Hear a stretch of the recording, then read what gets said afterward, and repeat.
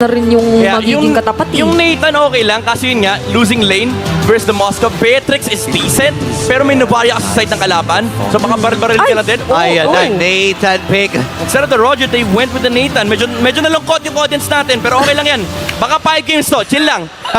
Sabi dito ni Benny Cutie, easy ka lang kasi Burrito, easy ka lang Brigida, easy lang kayo dyan sa des. Ako nang bahala, ilalabas ko yung Nathan.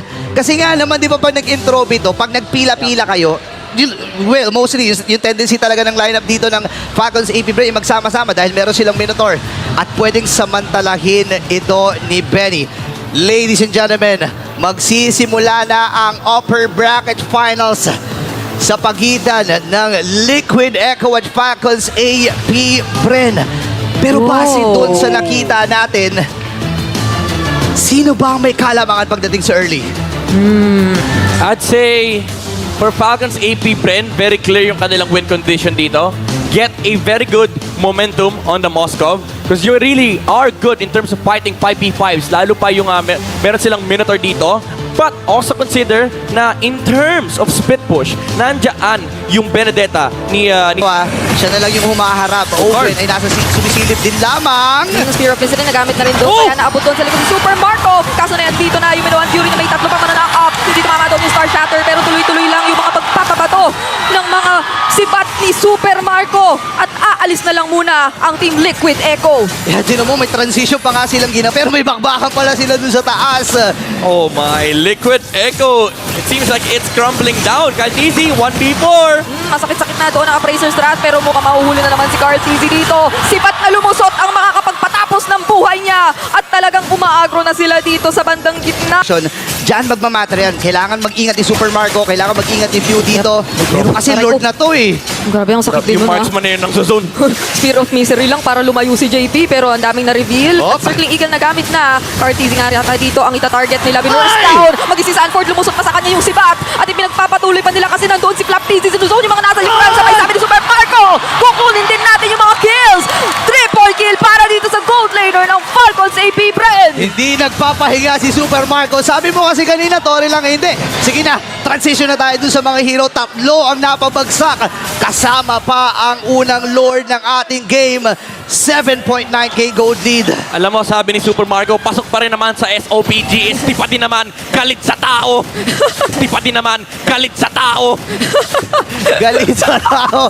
No, depende kung anong gusto niyang gawin dito. And ang buong kupunan ng Falcons AP Ben, nararamdaman mo na ready na silang pumasok dito sa Torre, pero kailangan nilang mag-ingat. Again, the damage dealt from a Super Marco. Napakasakit. 28k ha. Mind you 10 minutes pa lang ha. Tsaka, first time ko nakakita na yung marksman 10 minutes lagpas sa damage ng Novaria. Oo. Di ba? Puro focus kasi ang Novaria. Si Marco dito yung nahabol na lahat ng record eh. But then again, Super Marco, ikaw na bahala kung anong gusto mong tawag sa kanya. Feeling ko nag-season Superman na to eh. Okay. Ayun na si Ogan pumasok ha. Nandito siya sa loob ng Torre pero ang focus lang yata ng Falcons AP Bren ay Torre. Wala na talagang iba. Torre tao, ikaw na bahala dyan eh. Lord ay mamamatay. Nakadepensa. Uy, si Cartizi! Naku, na-purify yan. Sabay kahit na makatakas, baka maging source of angle yung clone na ilalapag dito ni Carl TZ para makapwesto-pwesto na naman si Super Marco. Wala na, kwinarantin na ng Falcons AP Bren yung Liquid Echo sa boost camp nila. Mahirap ito pero hindi pa rin imposible. Again, kung titignan natin Carl TZ, hindi pa rin siya nakakahuli ng magandang violent trick him dito. Pero ito na papasok ng Liquid Echo. Grabe naman. Sa kaligitnaan ng mga pangyayari ay nagtore lang si Super Marco.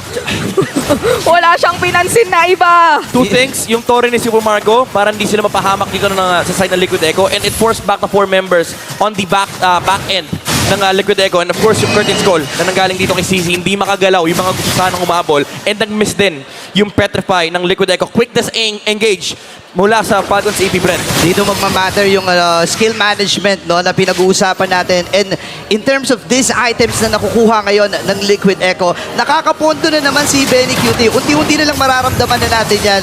At diba, naka-Feather of Heaven na rin to, naka-Divine Glaive for added magical penetration.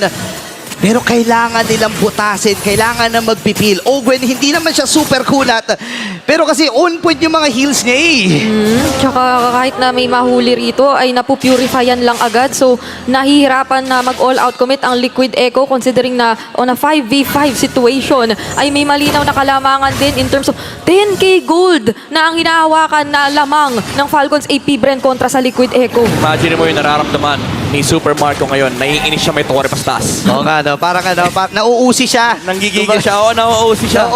Nauusi siya doon. Ba't may turi pa doon sa Sabi niya, taas? ba't di natin naubos? Parang may mali. Okay. Pero malaki-laki na yung real-time win rate dito ng Falcons AP Bren. Ngayong makukuha nila itong Luminous na Lord. Ready ba sa pagdepensa ang Liquid Echo? Meron naman silang Nathan as well as na Benedetta. Maging yung mga pagsabay-sabay ng mga waves, kapag sasagutin lang yan ng Ghost Bursters ay nandiyan naman. Pero kung titignan yung pagtatansya ng Falcons AP Bren sa kada engage, katulad ulo ng kanina, hindi basta-basta laban agad, pinukus pa rin kung saan sila pinakamaliligtas at makakalamang. Yeah, may Lord sa may middle kompleto ang battle spells dito ng Falcons AP Prem. May flicker din si Ogwen.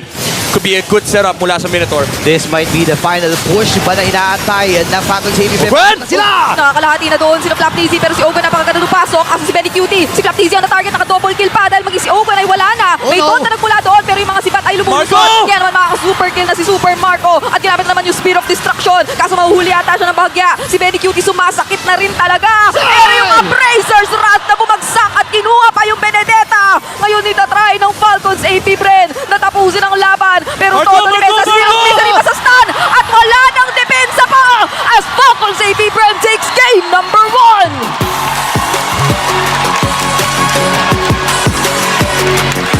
Ang dagundong ng mga Hive. Beautiful MLBB ang kanilang